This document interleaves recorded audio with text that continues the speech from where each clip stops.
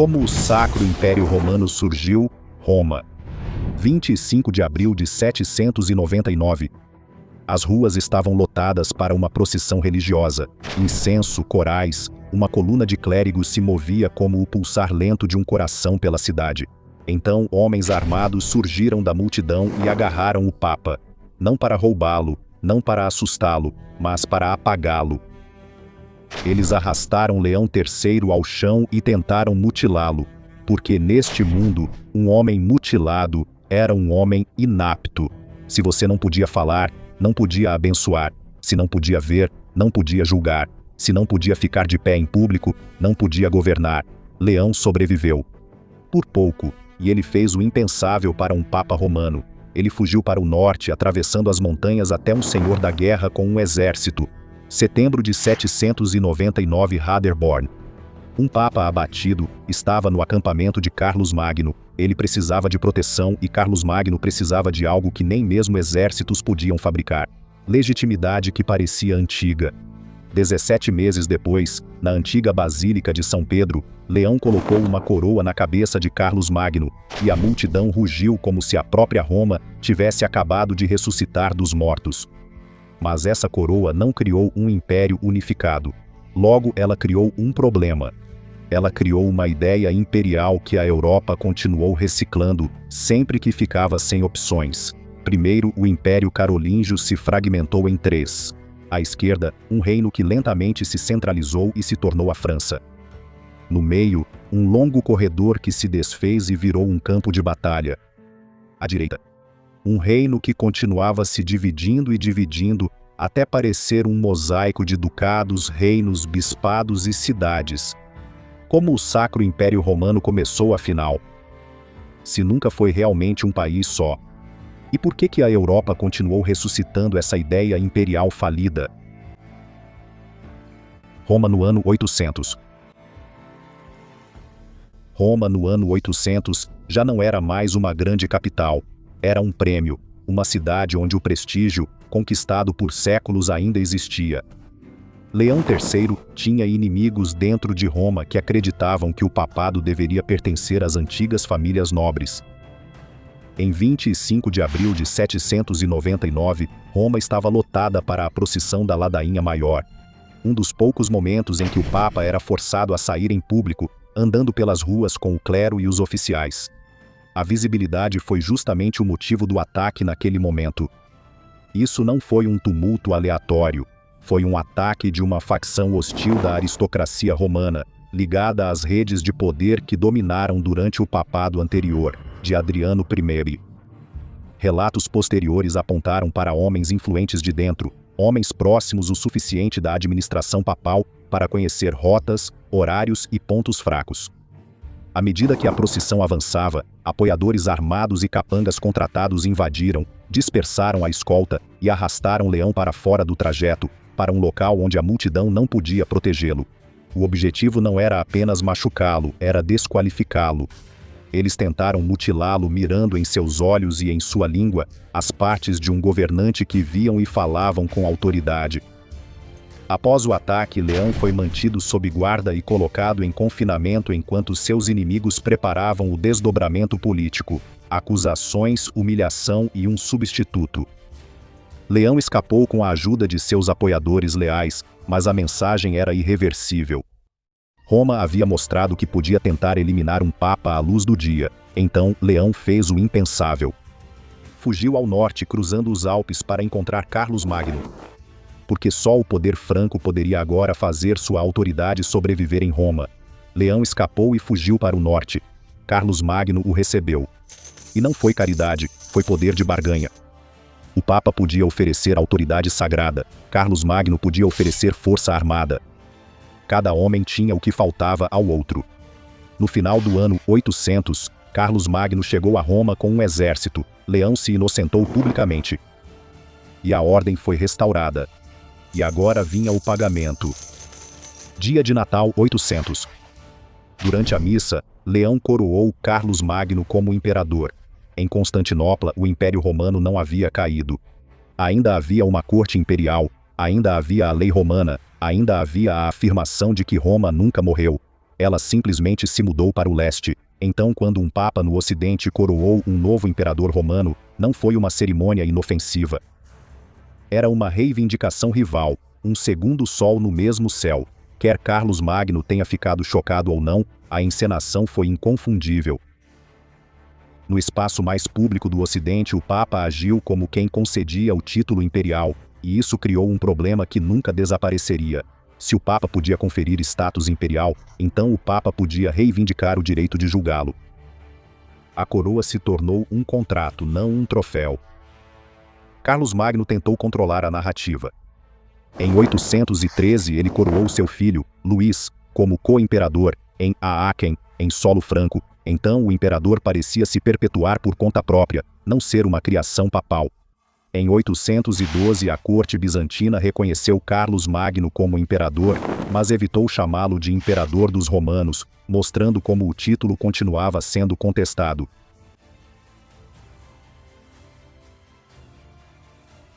Carlos Magno morreu em 814.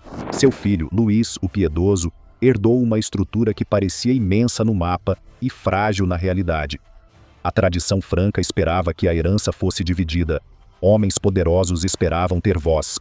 A unidade tornou-se uma encenação frágil, algo que se mantinha por meio de negociações constantes, viagens constantes, pressão constante.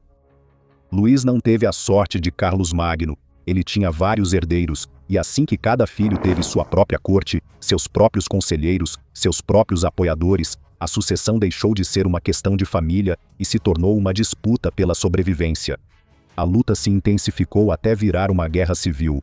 Fontenoy 841. Príncipes carolíngios lutaram contra príncipes carolíngios, com os mesmos estandartes, as mesmas orações, as mesmas famílias nobres de ambos os lados. Cronistas descreveram um massacre que chocou até mesmo os observadores mais endurecidos, não porque a guerra fosse novidade, mas porque aquilo era uma guerra civil em escala imperial, a elite se destruindo, o centro devorando os próprios ossos. Estrasburgo, 842. 2 irmãos juraram aliança contra o terceiro, mas os juramentos não foram feitos em uma língua comum. Cada um falou na língua que os soldados do outro realmente podiam entender. Era a política se transformando em cultura em tempo real. O império ainda era um só no papel, mas já não era um só na fala. Verdun, agosto de 843. 3 irmãos chegaram como 3 exércitos invasores. Uma tenda vigiada, uma mesa coberta de mapas e pergaminhos, selos aquecidos sobre velas, prontos para serem pressionados como veredictos. E com algumas linhas de tinta eles dividiram o mundo carolíngio em 3 partes. França Ocidental, França Central, França Oriental. E foi aqui que o futuro se tornou visível. A França Ocidental era compacta, ela podia ser puxada para um centro. A França Oriental era enorme. Ela continha regiões poderosas que se recusavam a ser engolidas. A França Central era um corredor estendido, exposto, disputado e difícil de defender. Nos séculos seguintes, os desfechos divergiram, a França Ocidental saiu. Os reis centralizaram o poder. Não aconteceu de repente, mas de forma implacável. Com o tempo, o núcleo real se fortaleceu. Com o tempo, isso se tornou a França, um estado que continuou concentrando o poder no topo. França Média, ela se fragmentou rapidamente. Quando Lotário morreu em 855, seu reino foi novamente dividido em grandes partes, incluindo a Itália, que ainda mantinha a coroa imperial. Lotaríngia e Provença. O reino do meio não se tornou um país estável, ele se tornou um corredor de conflitos. Vales de rios, terras de fronteira, passagens alpinas. A geografia que convidava à invasão e fazia os acordos durarem pouco. Ela não desapareceu, mas se transformou em um território disputado, a zona onde o leste e o oeste continuavam colidindo. França Oriental, isso mesmo. Ela sobreviveu, mas não se centralizou como a França ao longo dos anos. Saxônia, Baviera, Suábia, Francônia, Lotaríngia, poderes regionais fortes, esperava-se que negociassem, não que obedecessem. O reino se tornou um mosaico que podia se mobilizar para a guerra, mas logo em seguida voltava à negociação.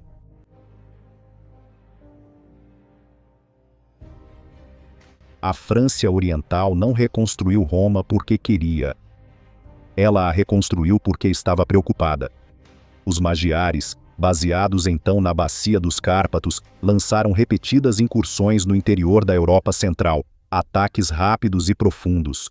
Mosteiros e cidades foram queimados, e o dano psicológico foi imenso. Isso ensinou às elites que a força local talvez não fosse suficiente.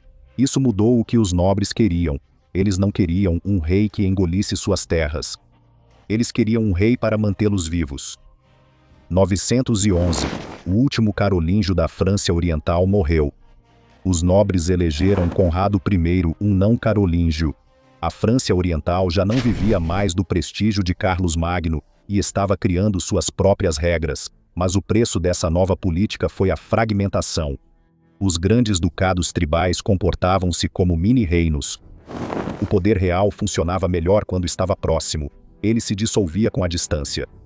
Todo duque queria os benefícios da unidade na guerra e a liberdade de agir com autonomia na paz. Conrado lutou para controlá-los.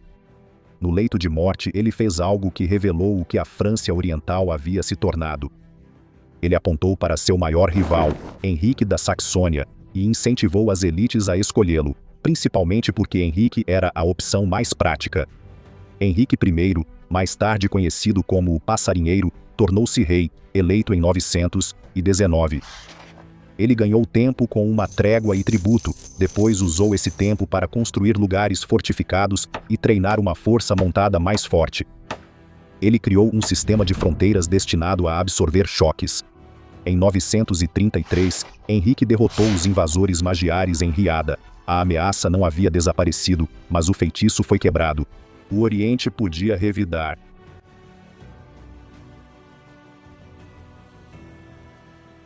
O filho de Henrique, Otão I, herdou um reino estabilizado e imediatamente aprendeu o preço de governar uma coalizão. Os duques se rebelaram, membros da família conspiraram, mas Otto precisava vencer em casa antes de vencer fora. O novo rei Otto foi coroado em Aachen, o antigo palco carolíngio, com a memória de Carlos Magno pairando sobre a cerimônia como uma sombra. Ele queria que o Oriente parecesse o herdeiro de uma ordem mais antiga, não apenas mais um reino regional. Então a crise da fronteira voltou. Augsburgo, 955. Os magiares ameaçaram a região novamente. Otto marchou para enfrentá-los. O confronto na Batalha de Lechfeld, em 10 de agosto de 955, com a perseguição e destruição dos invasores ocorrendo em seguida, tornou-se um marco na memória europeia. Otto venceu, e o resultado não foi apenas militar, foi também psicológico. Após 955, a era dos grandes ataques magiares em direção ao oeste chegou ao fim. E Otto parecia o defensor da cristandade latina, o homem que podia deter os cavaleiros e segurar a linha. Então a Itália entrou em guerra entre facções e Roma foi ameaçada novamente. O Papa queria um defensor, e o rei germânico queria legitimidade. Antes de marchar, Otto fez o que governantes experientes faziam. Ele garantiu a sucessão. Ele fez com que seu jovem filho fosse coroado rei, para que o reino não desmoronasse no momento em que ele partisse para a Itália. Então ele atravessou os Alpes, entrou na Itália e adentrou Roma. Em 6 de fevereiro de 962, o Papa João XII o coroou imperador.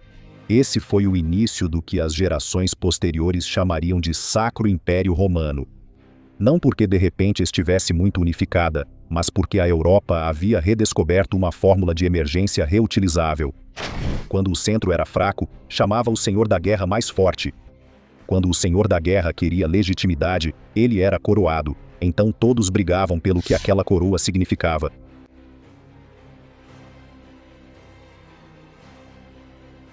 Enquanto os francos ocidentais formaram um reino que se tornou um projeto de centralização, a França Oriental virou um projeto de administração.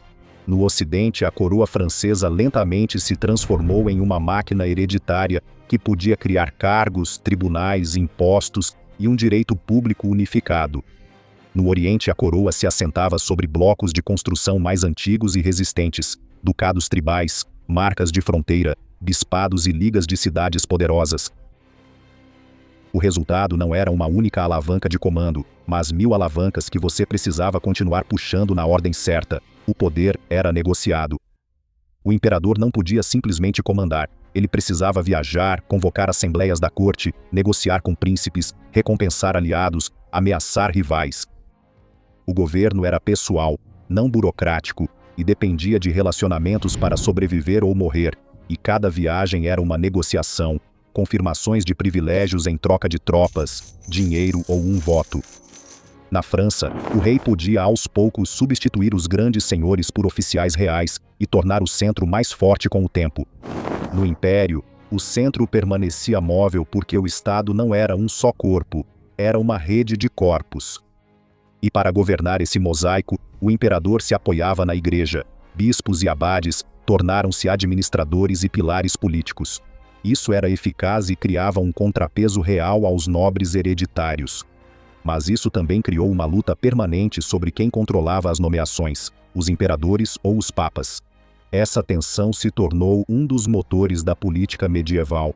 Quando essa luta se transformou em conflito aberto nos séculos XI e XII, não se tornou apenas um argumento religioso, tornou-se uma ruptura estrutural.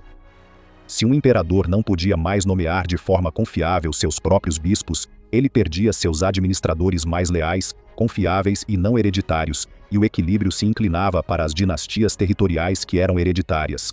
E como o imperador precisava de aliados nessa luta, ele frequentemente pagava com direitos, confirmações, isenções, jurisdições e títulos que tornavam os poderes locais mais difíceis de reverter depois.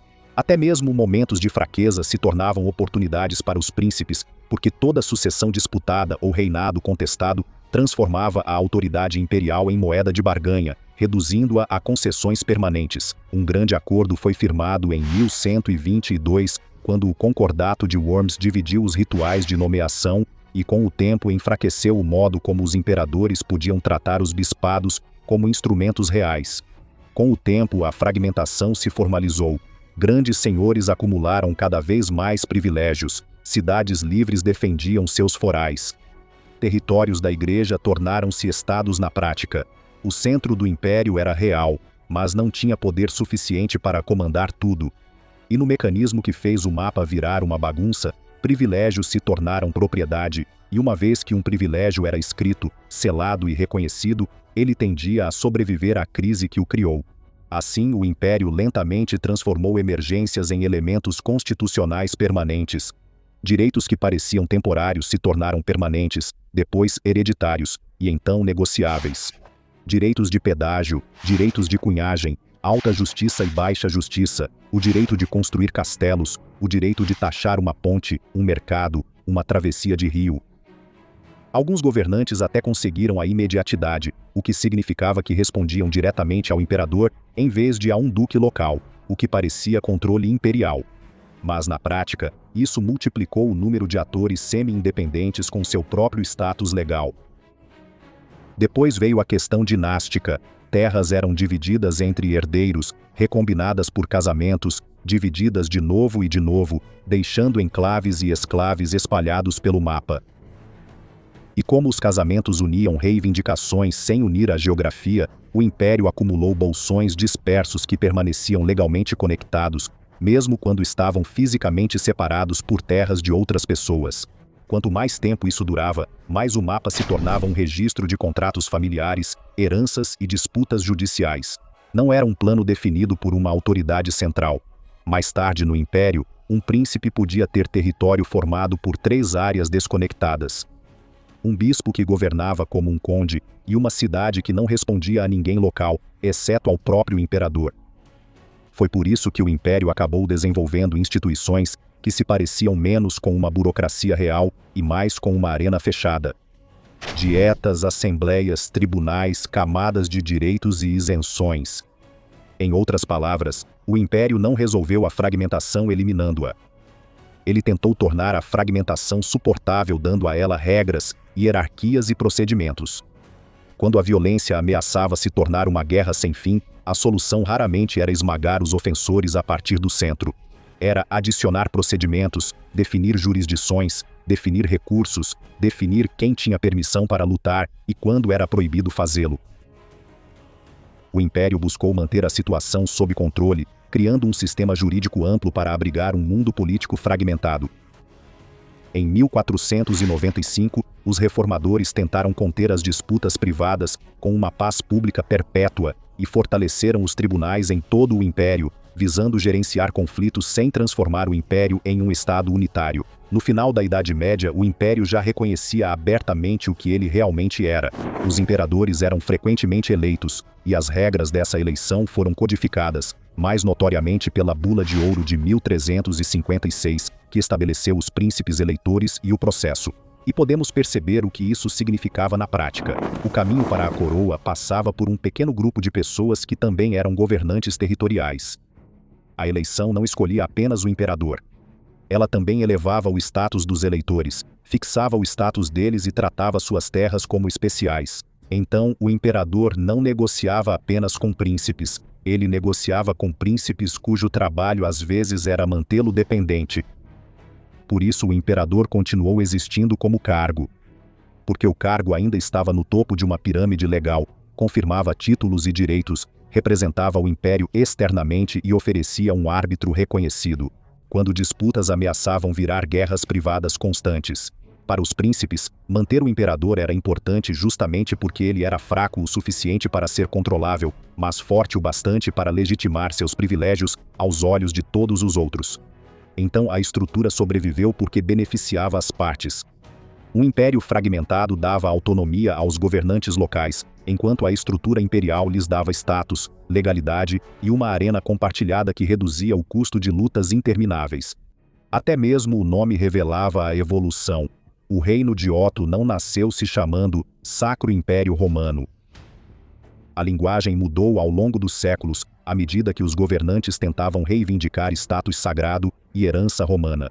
O termo sacro entrou no uso oficial mais tarde, e o rótulo completo se consolidou com o tempo. E mais tarde ainda a expressão da nação alemã apareceu porque todos podiam ver que o império estava se tornando, na prática, uma estrutura centrada nos alemães que ainda carregava reivindicações universais romanas em sua bandeira. Após 1648, a Paz de Westfália reconheceu a realidade política da forte soberania territorial dentro do império, e isso consolidou ainda mais o mosaico de territórios. O império era dividido e não funcionava como um império clássico. Mas essa divisão pode ser vista como uma razão para ele ter durado tanto tempo. Um rei que tentasse centralizar demais em um mundo feudal corria o risco de quebrar toda a estrutura e provocar uma revolta aberta. O império sobreviveu absorvendo a autonomia, legalizando-a e insistindo que as discussões permanecessem internas, porque o Sacro Império Romano era menos um Estado único e mais um mecanismo duradouro de acomodação. Uma estrutura que mantinha rivais na mesma arena legal e ritualística. Assim, as disputas podiam ser mais negociadas, adiadas, contidas, em vez de automaticamente se transformarem em guerra total, embora guerras também acontecessem. E essa era a resposta mais simples para como ele existia. Sobreviveu não por se tornar um só, mas por se tornar aceitável. Um sistema onde muitas potências podiam conviver com as regras, porque as regras protegiam o lugar delas no mosaico. Ela finalmente terminou em 1806, quando o imperador Francisco II dissolveu o império sob pressão napoleônica e a nova ordem que se formava em torno da Confederação do Reno. Os francos ocidentais criaram um reino que gradualmente enfraqueceu o feudalismo, transformando-o em administração real. O que se tornou a França caminhou para uma coroa, uma lei, uma máquina fiscal. E isso fechou o contraste estabelecido desde o início. A França havia concentrado a autoridade até que a coroa pudesse agir cada vez mais por meio de instituições, enquanto o império preservou a autoridade como uma estrutura legal compartilhada. E essa estrutura continuou funcionando até que uma nova era exigiu linhas claras, exércitos centralizados e estados que pudessem agir como um só corpo.